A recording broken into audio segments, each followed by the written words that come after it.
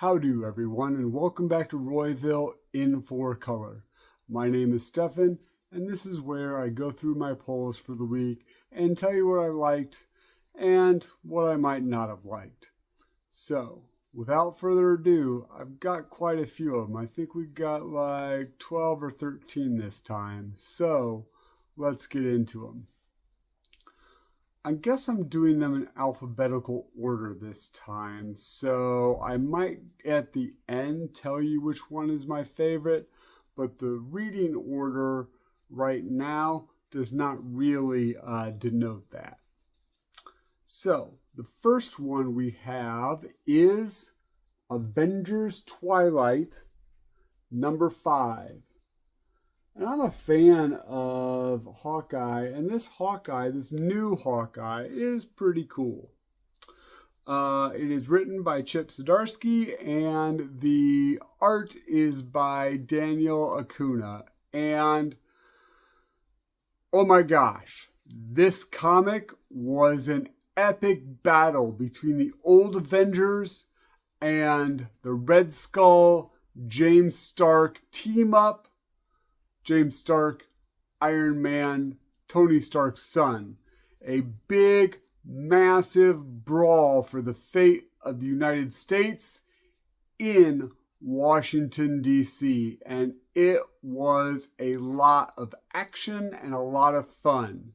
And then at the end of it, I cannot wait for the next issue because they drop the H-bomb. And I'm not talking hydrogen. They actually refer to him as the H-bomb. And I cannot wait for the next issue. All right. That's the first one. That's a contender for best of the week. Well, let me tell you. The next one I got here is Beyond Reality, number 3. It is by, the publisher is Vault, and I read another book that just wrapped up. I've done that in my previous video, Unnatural Order. I really like this one. I'm liking this one. I really like that one. I'm liking this one. So I might try to check out more Vault books. They just really haven't been grabbing me. Kind of the advertisements, the elevator pitches just really haven't been grabbing me. This one is written by Zach Kaplan, and the art, is by Fabiana Mascalo.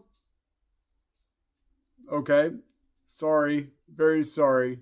Fabiana.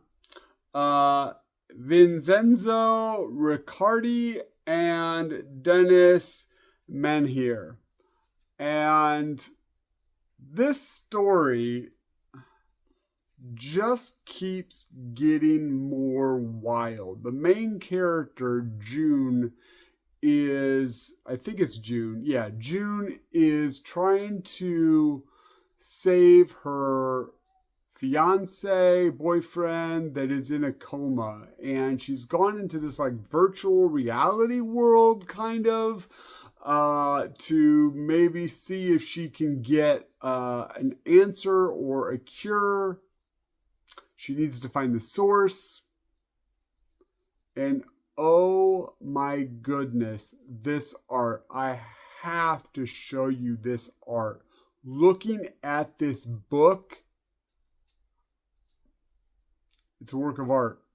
Like, I could see every one of these pages up on a wall, up on somebody's wall, up on my wall. I would love this.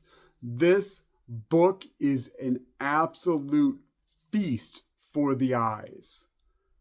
And the writing's pretty good too. There's a little bit of arguing with some sentient trees. Kind of reminded me of an old, I can't remember the show, but there was a kid's show with some puppets, but there was like a talking tree. I can't remember. But also the Ents from the Treants from Lord of the Rings, and and, talking trees from, I think, The Wizard of Oz. But anyway, this book is a feast for the eyes. The writing is really good. I'm with you, June. We gotta help your man. What are we doing? At the end of it, it seems like she's not going to be able to succeed in her quest, and then she finds something big. I wonder if this is a short series. I don't know if it's a limited series. It doesn't really say. I kind of think it needs to be, unless something really big kind of jumps on to what's going on. But right now, I'm just loving the ride. And do yourself a favor and look at this art, because it is great. All right, that is Beyond Real. The next book I have for you is Black Widow and Hawkeye. And this is number 2. It's written by Stephanie Phillips, and the art is by Paolo Villanetti. And I'm still really liking this comic. It's a Tom Clancy meets Marvel, and I'm digging it. Tom Clancy, let's see, kind of Winter Soldier if you're just into the Marvel movies, like spy, action. Well, Hawkeye gets assassinated, and we find out who the villain is.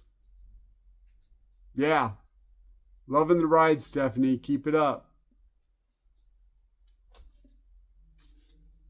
All right. The next one I have for you is Ghost Rider Final Vengeance number 2. Not really one. I don't know if I really like this cover. See how he's holding the gun? It's just bugging me. It's like he's like, I don't know. The design's okay, of the Ghost Rider, but yeah, like, why are you holding it like that? You're not strong enough to one-hand it? Yeah. Well, anyway, this story is about a minor villain called the Hood. He makes a deal with Mephisto, I think it is, and he is basically using the power of the Ghost Rider to take over the underworld of Chicago, because he's gonna get his due now.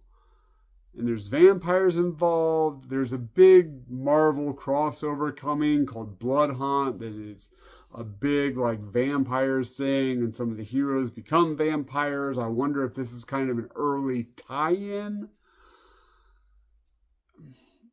I like vampires. I like Ghost Rider. When's Johnny Blaze getting the writer back? Can you give me a little bit of hint? Because I'm not really into the Hood thing. Which is funny, because I think I should be into this book. Ghost Rider. Crime. Chicago.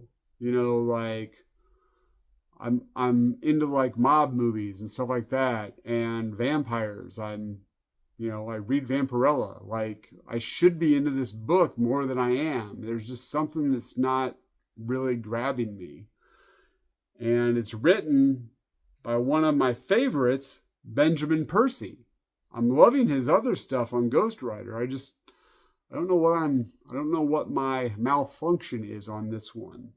The art's by Danny Kim. It's okay. So I am going to stick with it. It is interesting enough to continue. However, it's probably in the middle tier or the lower tier this week. All right. So the next one I have for you is an indie title called Helen of Windhorn. And the art in the book is another beautiful book. It's written by Tom King, and the pencils are by Bill Quist evilly. And this one seemed to be the in-between part of the story. There's Tom King, as much as I love your writing, man, like I've said before, you love your words more than probably anybody else. And this is a book to read. It's a comic, but it is a book to read. And it reminds me of this issue. Reminds me of, and I hate to say this, Tom, but the boring parts of a BBC show, like the British Broadcasting Channel, I think. I do get a lot of like British TV vibes from this series. Maybe it's a little bit the art, maybe it's the words that he's using, maybe it's being narrated by a governess. But there was a lot of, in the last issue, something big happened. The main character, Helen, saw that there was monsters and her grandfather was attacking them and fighting them. And then this is them basically just talking through the whole issue about what Ellen, not even what Helen, sorry, Helen, not Ellen, not even what Helen thinks about it, just like her reactions, which in my opinion could have been like 4 or 5 pages, not the whole book. And then at the end, they start a journey into the woods where they are maybe going to see these mystical creatures and stuff. It was it was a good read, but I would have hoped there was a little more action in it. But I'm really liking the story, so definitely going to stick with this. Just kind of wanted it to move a little quicker. All right. Helen of Windhorn.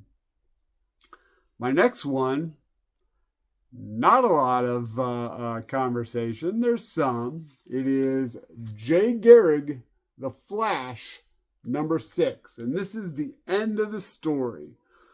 Jay Garrick races off to save his daughter from the evil Dr. Elemental. And you got to talk about it like that because this is classic Golden Age fun. It's written by, let's see here. It's written by Jeremy Adams and the art is by Diego Olategu.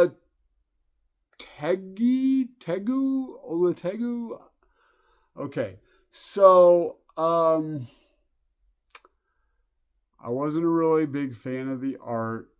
They kind of leaned, and I know anime is very, very popular. I get it. It is an art style, and it is and has been sweeping the United States, and that's great. I'm not into that kind of art.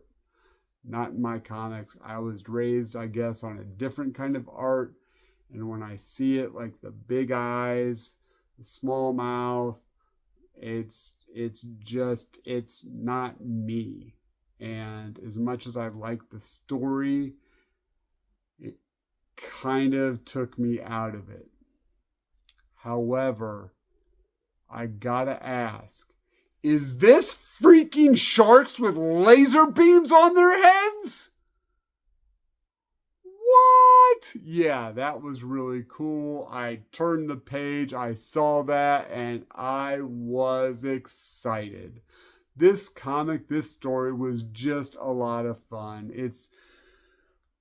It's not gonna probably be a big story down the road. I mean, there may be some things that go on. Some of the characters might, evolve into other stories, but it was just fun Golden Age action, and it ended with everybody kind of, all of the JSAers, as a family together, and I just really enjoyed this story. Now, I will say that of the three, because like I've said before, there's Jay Garrick the Flash, Wesley Dodds Sandman, which was my favorite, and then wasn't my second, but then became my second, Alan Scott Green Lantern. This is probably the lowest of the three, but I definitely really enjoyed these, and I really hope maybe next year, DC, because I know you watch my videos, DC, the big people up at DC,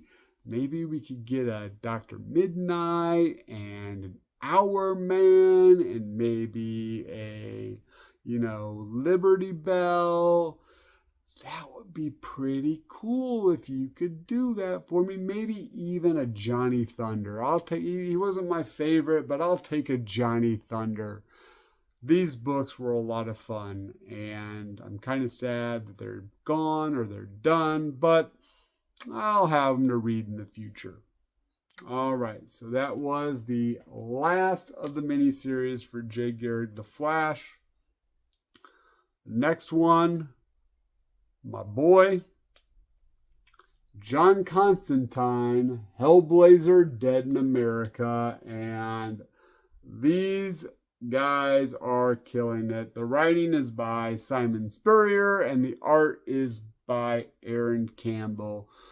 So Constantine continues his quest to find a bag full of Dream's dandruff, and he is, the story in this, okay, here's a picture of the art. I talked about Beyond Real. I would love to have this as a poster on my wall. And yeah, this art is just killing it. The story is they just connect so well. I don't know if Simon and Aaron are friends. I know they worked on another Constantine series before this one, and they are just on all cylinders here. Constantine, Swamp Thing, and some others are, like I said, trying to find Dream's dandruff, and Dream sand, but yeah, we all know what it is. And he goes to another small town, and this one has something, and I don't want to say it out loud here, because if you want to read it, you can read it. Also, this one is definitely a mature content. This one's not for the kids. He's investigating something that happens with some boys in high school, and it's a very powerful story. I think too, it's kind of taken, just like the last issue, it's kind of taken from American Headlines, and yeah, it is a powerful story, and it had me thinking. And then Swamp Thing is trying to see in his own mind if he should be helping Constantine, if he should even be helping humanity. And there's a little good back and forth of trying to get into Swamp Thing's psyche. I really like Swamp Thing in this. He is definitely, I think, a secondary character to Constantine, but Simon is really giving that character his due here. And if you're a Swamp Thing aficionado, if you are a fan of that character, you do yourself a favor and pick this up. All right. So, John Constantine, Hellblazer, Dead in America. And we're just continuing to tick on down here. All right. So, the next one I have, speaking of one of my favorites, is Nightwing 113. I really like this cover if you can see it. It's basically Nightwing like running up to a villain and then punching him or kicking him. Yeah. Pretty fun. So this one is written by Tom Taylor, loving his run on it. And actually also Marv Wolfman. I think he does a couple of the pages. And then the art is by Danielle Di Niculo. So yeah, this one basically, Dick is getting the key to the city, getting the key to Bloodhaven because of all the things that he's done. And we find out that it's his birthday. And everyone wants to give him something for his birthday. What does Dick want? The funny thing is, all Dick wants to do is do things for other people. That's the present that he wants to be given, the ability to help other people. It's a very, very fun read. Some things are going on with Heartless, a nemesis of his. He's investigating that, trying to capture him. And then in the end, because kind of through the whole thing, they're like, you're going to be there, right? You got to be there, Dick. Everyone's going to be there. Don't make sure you're not late. Oh, I'm just doing this Heartless thing. Don't worry. I'm coming. I'll be there. And then he shows up to get pizza at Marv and George's Pizza. I just loved that. Thank you, Tom, for having that kind of foresight in your story. See, George Perez and Marv Wolfman were the writers on arguably my favorite run of comics, the New Teen Titans. And yeah. And they were the ones that helped shape, in my opinion, who Dick Grayson is today. They were the ones that turned him from Robin to Nightwing. And it was just a really good couple pages. George Perez has passed away. And so Dick is talking to one of the owners of Marv and George's, and he's talking to Marv. I don't think he's technically the actual comic writer in the comic. However, that being said, he's talking to Marv, one of the owners of the pizza shop, and saying how, George, we're both really proud of you, and we are really proud of the man that you've become. And it was just a powerful reading of those couple pages, just to see kind of that. And I'm pretty sure that Marv wrote that part of the comic, and it was just really fun, really nice to see. The art for most of the comic is somewhat of that anime style. Wasn't really into it, but I still really enjoyed this issue. And at the end, there was a brief little, I don't know if I wrote down the creative team. I didn't. So there was a fun little 5-page thing of Dick Grayson, Nightwing, basically rescuing a bunch of people from a train from some thugs. There was no words in it at all. It was just kind of a silent film of this action-packed scene, and that was a lot of fun too. So you have this really cool story about Dick and people being proud of him, and who Grayson really is, because he just wants to give back to people. And then you have this little action-packed, let's punch him up stuff. So yeah, good read. Really enjoyed it. All right, so the next one I have for you, we're still chugging along. We got 4 left here.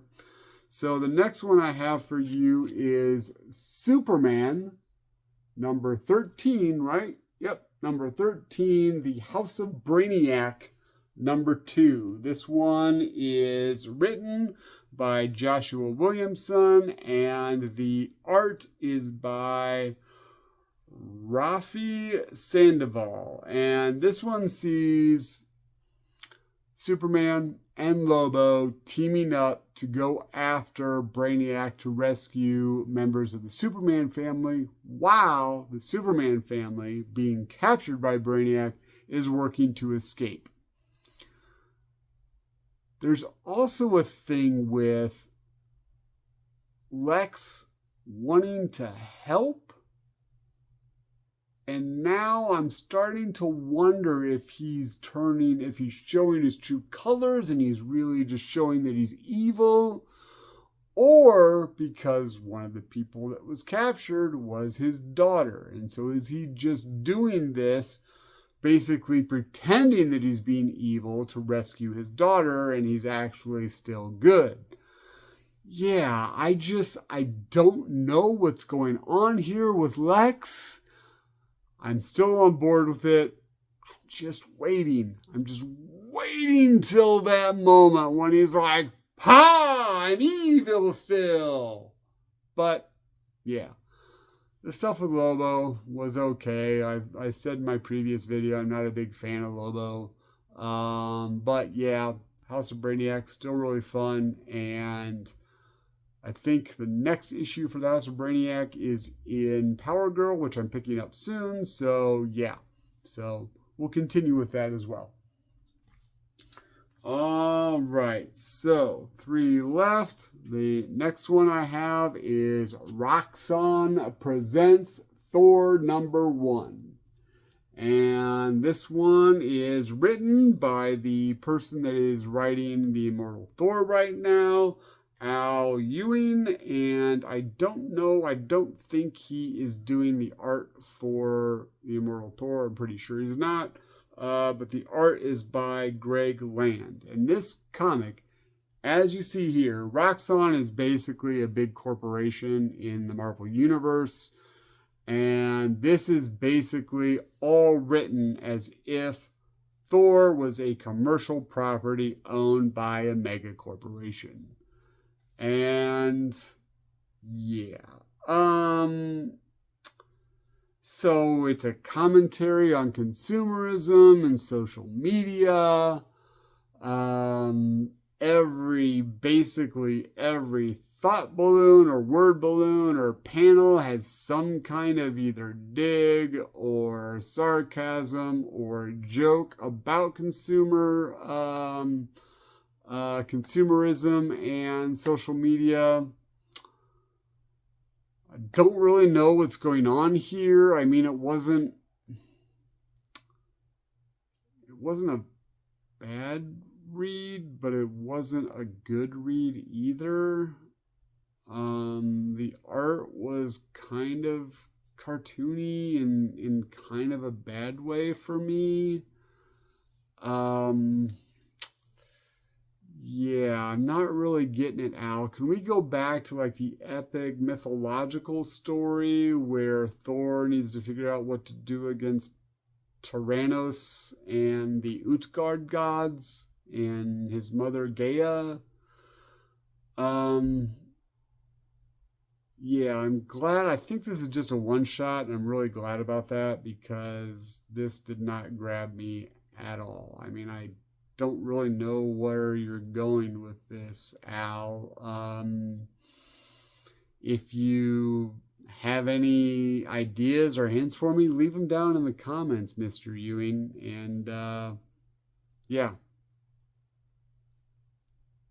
So that's Roxxon Presents Thor number 1. Thor is one of my favorite characters. This is by far the worst of the week. All right. Going from the worst of the week to the Titans. Yep. Titans number 10. And I really like this cover. It is such a fun cover.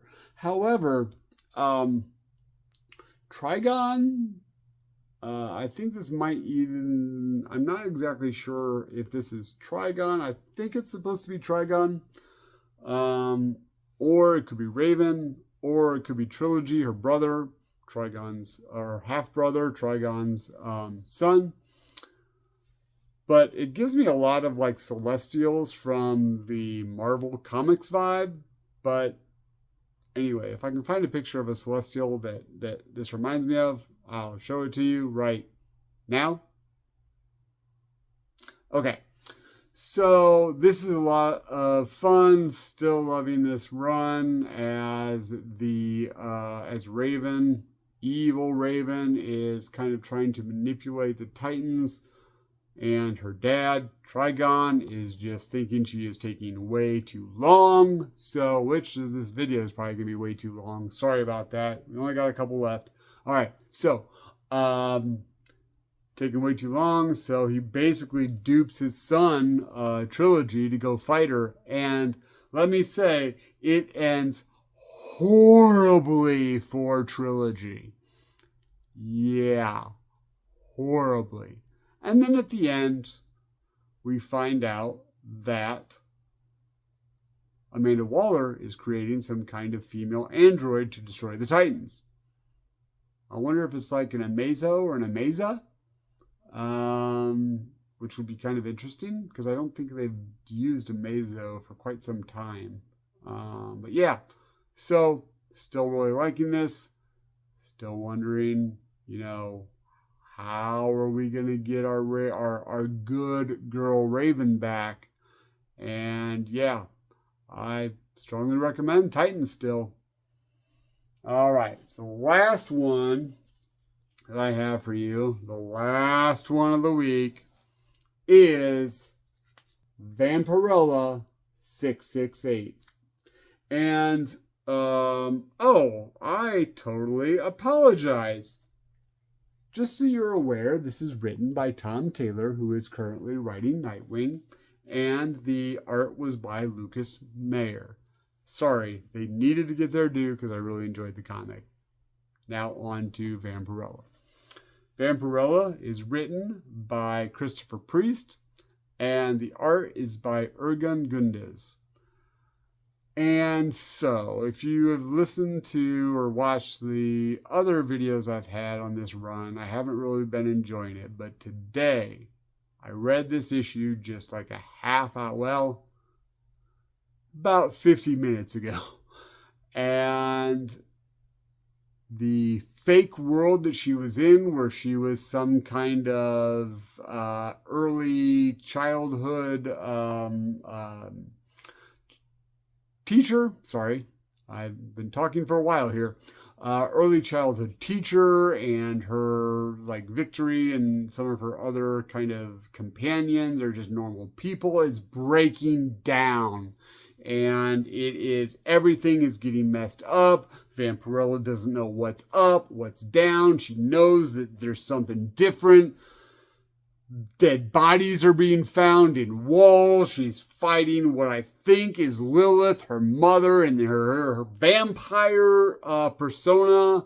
And there's an evil kid that is just trying to help her out. Why is this kid so creepy? Yeah. Really starting to pay off. Really enjoying it.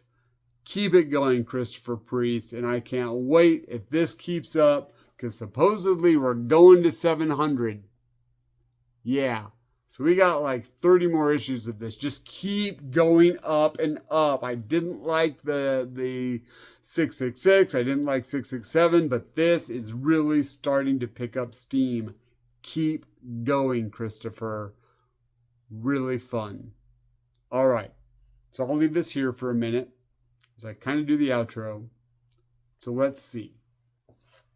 I have to say there was a big contender. There's a contender with Avengers Twilight, with Nightwing, and with John Constantine, Hellblazer, Dead in America. Which one was my favorite? Wow. For the writing, has to be John Constantine, Hellblazer, Dead in America. For the art, as much as I liked the art in a lot of this stuff, well, I have to say Beyond Real for the art. And for the heart, it's got to be Nightwing. I really, really liked Avengers Twilight, though. Do not get me wrong.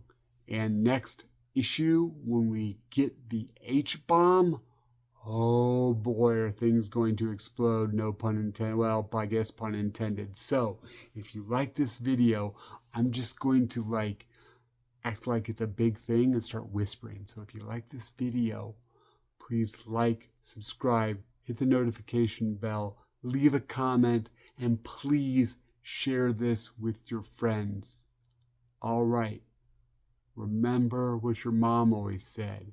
If you gotta be a dick, be a Grayson. Thanks, everybody. Keep reading.